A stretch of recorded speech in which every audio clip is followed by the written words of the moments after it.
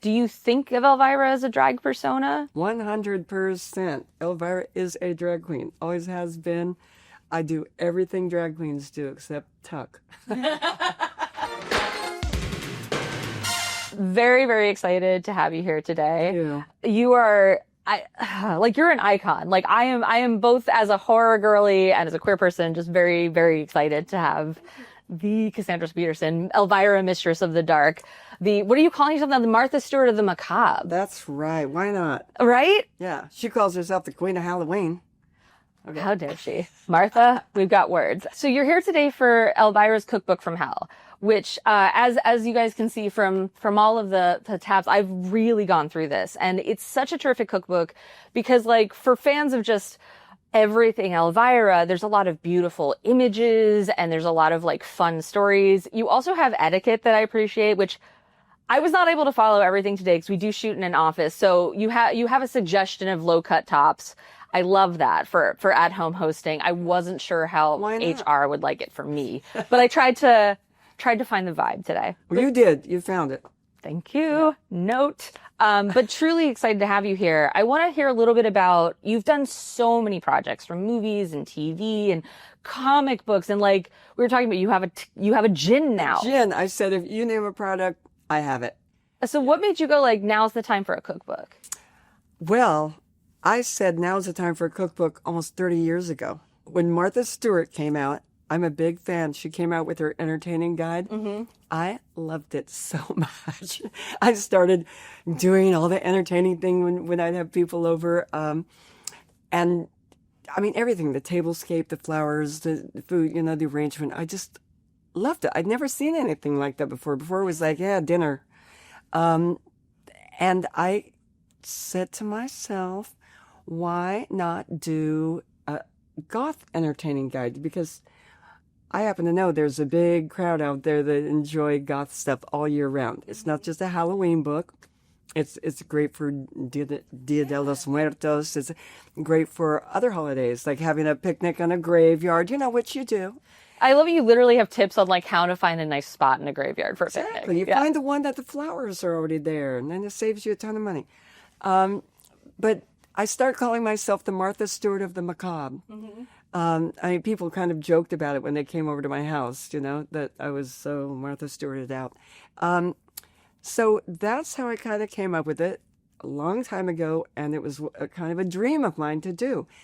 And here and there, we would take it around, and the book publishers were not so down with it. They didn't think there was an audience for it. They said there's a million Halloween cookbooks out there. And I said, but this is a Halloween cookbook. Yeah. Yeah, it works great at Halloween, yes. Sure. But I said, this is a lifestyle book. And they really didn't think there was an audience for it. And I'm here to prove them wrong. Yeah. I mean, honestly, I've gone through the whole book. And it's like, what I like so much about it is they're really beautiful. Like, even the salads are like very gorgeous. And I know a lot of you are going like, a goth salad. A gorgeous goth salad, several. It is. There's one in particular I wanted to talk to you about. It's the slithering snake salad. That's my favorite salad in the book. Tell me about you this. Brought that up. It's so much easier to do than it looks. Mm-hmm. It really is. You get like one of the long English cucumbers and then just slice it partway through. You just have to be careful slicing it. Don't go all the way through. Slice it, and then all of a sudden your cucumber becomes like a snake.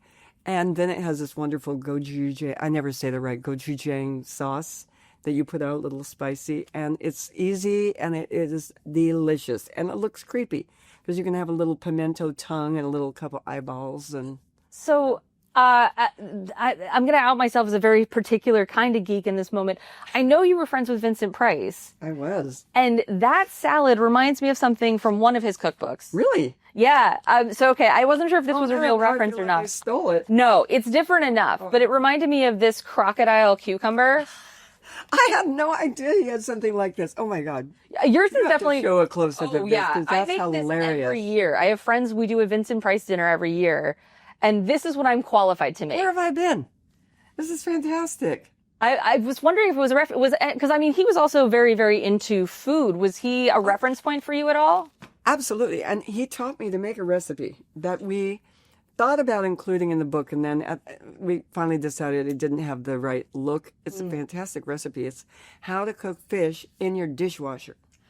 I've seen him do that on TV. Yeah, he did it on the Johnny Carson show, I think. And I went out to dinner with he and his wife, Coral, and he started telling me, you wash the dishes and have dinner ready when you're done. And you put a little parchment paper, you put a whole fish, deboned, and you wrap it up in lots of aluminum foil. That's the key, because you don't want... Right, you don't want your dish soap in there. Soapy water in there. And you put little lemon slices on it, some herbs, close it all up, wash the dishes. It comes out perfect. It comes out like steamed. Like poached? Like poached or steamed. Steamed, really. Right. It's so juicy and flavorful, you cannot believe it. So, clean dishes, dinner's ready. I mean, it was so brilliant. I couldn't believe he was telling the truth, and it totally works. It's for real. So, I'm so glad to hear that, because I've definitely seen that clip, and it is something that me and my friends have talked about. Is we also live in New York. Not a lot of people have dishwashers, so I have not tried that one, but I'm so excited that it has the Elvira seal of approval. It works. It's great, and I wanted to include it in the book, but we decided to go the direction that every single dish looks Halloween-y. Sure. It's not just good and sounds Halloween-y. It looks macabre. Macabre is the best. Yeah, it's very elegant. I mean, the details that I as I said, I made one cocktail, which is the Black Widow Smash, which is very fun. I did make it non-alcoholic so that if we decided to imbibe today, I wasn't going to be screwing the rest of us up for the rest of the day. I've got a lot of interviews coming up. Right. Why is Elvira acting weird? Mashable got her drunk. But really fun to make, really beautiful. And that's what's so cool about reading the books, that I was okay, I understand how to do this. And when it's done, I think that you're really giving us an insight into it. There's also just so many fun references in the book to both Mistress in the Dark, but also things from your own life. There's in the Aunt Morgana section, there's a casserole that is topped with Cheese Whiz and potato chips, which I know is a thing that happens in Mistress in the Dark, but is also something your mom did, right? My mom, I tell you, that's how she got us to eat all her frozen dinners that she made. Crunch up potato chips and put Cheese Whiz on it. And when you're a kid, you'll eat it, Sure. Honest to God, she'd put that on everything. And the other thing was we did, the casserole that we made is really kind of a typical green bean casserole that we used to have for every Thanksgiving. But my mom used canned green beans and Campbell's, mushroom soup. So this is you actually make it. Yeah. It has shallots in it. It has a little wine. It has fresh green beans, and it's delicious. So there's a difference, but that kind of harkens back to not only my film, Mistress of the Dark, but my childhood. So it's kind of close to my heart, that one recipe.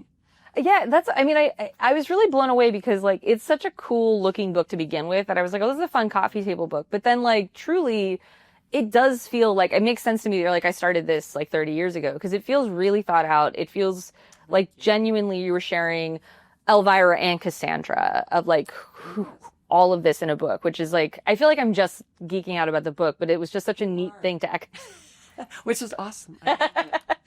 And then I'm just curious for you, because you your last book that came, I think you had a children's book in between, but you had a memoir come out in 2021 where you came out publicly, and you had been to queer people an icon for ages. Yeah. And I'm curious what the reception from the queer community has been since you've been more public about you. Oh, it's been fantastic. I was worried about it. I thought, are they all going to go, oh, you lying bitch, you've been lying to us this whole... I was worried about that. I was worried about ending my career. Sure. I really was.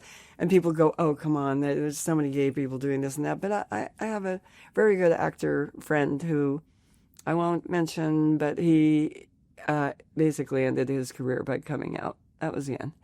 And I didn't know if that would happen. And I didn't feel comfortable about doing it until I felt okay, if my career ends tomorrow, I have enough money that I can, go through retirement and whatever. I mean, I know it's silly, but I don't think it is. It's a job, and then it's I don't want to ruin it. Sure. Well, and it's not something that you talked about specifically, but you were in the Pee-wee documentary, Pee-wee as Himself, which we had Matt Wolf by a few months ago to talk about. I love Matt Wolf. Oh my God, he's so great, so great. Right? And it was interesting because I felt like, looking back when I was doing the research for that I was like, I grew up on Pee-wee and I grew up on Elvira. And then to look back and go like, part of me now is like, yeah, well, obviously, like the culture was there, And I am curious, like, that's the thing he talked about was that, like, he was very aware that if he tried to do Pee-wee as an openly gay man in Hollywood at that time, that just wasn't going to fly with people. It wasn't.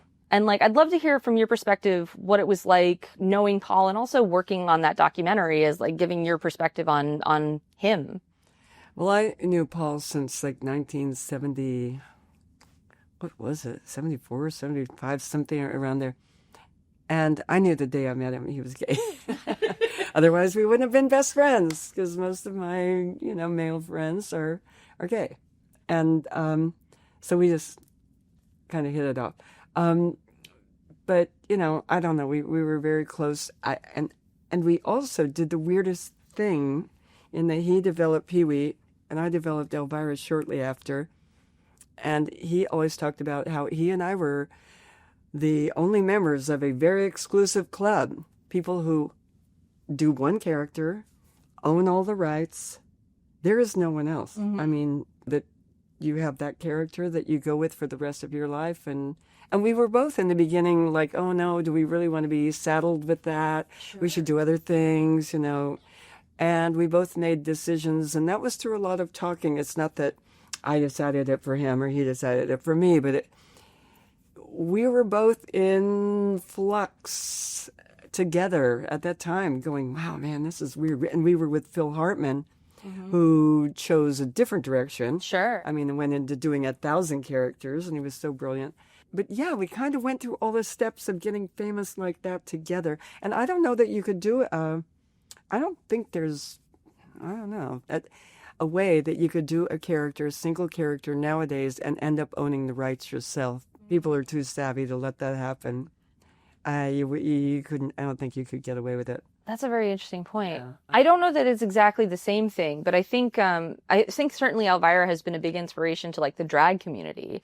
Absolutely. I think that's another place. And I know you've done Drag Race and the brothers. Boulay Brothers. Thank you. And I'm curious for you, like, do you think of Elvira as a drag persona? 100%. Elvira is a drag queen. Always has been. I do everything drag queens do except tuck. Otherwise, there's absolutely no difference. Right. And, yeah, it's a hard business, but it's fun. And it's interesting. But I always, that's why I very much... aligned with them, with drag queens. I have a million drag queen friends, and I felt like, oh, we're homies, Right? So, yeah. Well, it's interesting now because I feel like comedians and artists, whenever they're like truly political upheaval, we see the roles of comedians and artists and performers becoming more crucial in a lot of very direct ways. And you've been pretty outspoken. I know you did a fundraiser for NPR recently. And I know that you've done things for AIDS research. And I'm curious from your perspective, like, when do you feel like I have to say something versus maybe I need to step back? I feel like saying something all the time. The hard part for me is I have a character who mm-hmm. doesn't do those things. I have a children's book. I work with Mattel. I work with a lot of kid-friendly things, and I have a child of my own. Mm-hmm. So I respect kids not doing that. So, I would love to get way more political, but I honestly try to protect my character from it. It's the same thing when I was coming out. It was okay. I can be gay or whatever, but my character's not. Right. And so I'm gonna throw her under the bus too when I do this stuff, and that's a political thing. I have to walk a fine line to kind of protect my character. Mm. Yeah, I think Paul Pee-wee had to do the same thing. Yeah, I think he definitely talks about that in the interviews Matt got with him. Mm-hmm. Is that something you'd want to do? I mean, you've done a memoir. Have you thought about doing like a biopic or a documentary? I've thought about it. Do you have anybody in mind? If we did, say we do, whether it's a documentary or a biopic, is there somebody you'd want to play you? I am Dolly Parton. Yeah. I love, that's solid. That's solid. I don't know. There's a lot of actresses out there. It would be a hard call. I have thought about it, and I honestly, I don't know. I don't know. The actresses who I'd really want to play don't have the bazoomies, but I guess they could just have them put on. But if drag queens have taught us anything, you can buy them. Yes, that's true. So we could figure out that part. So I don't know. I'm still thinking about that. I love that. Is there anything else we haven't talked about with your cookbook that you want people to know? Well, I want to know that the recipes, again, are not just for Halloween. They're for all year round. And they run the gamut from incredibly easy to do, something you could do with your kids could do on their own, honestly, to all skill levels, up to baking a wedding cake, which, okay, baking is not my forte. I got to tell you that right now. But I think everybody can easily make something in this book. And so I think it's a book for like everybody. And it's a lovely gift because it's a little bit more like a coffee table book. You know? Yeah. I think it works on both levels, but it's like, it's truly, I've sneaked peeks to some friends of mine that are like, we were all geeking out collectively that I got to talk to you today. Yeah. So kind of sharing the love of that. And they were like freaking out about this. So I literally watched one of them put it on their pre-order immediately, but it's out now. So you don't have to put a pre-order. Right. You can buy it at your local bookstore. And I do want to thank, I had an incredible team that worked with me. Mm-hmm. I mean, making a cookbook takes a lot of people to put it together. So I have to give them a big, thank you because they did an amazing job.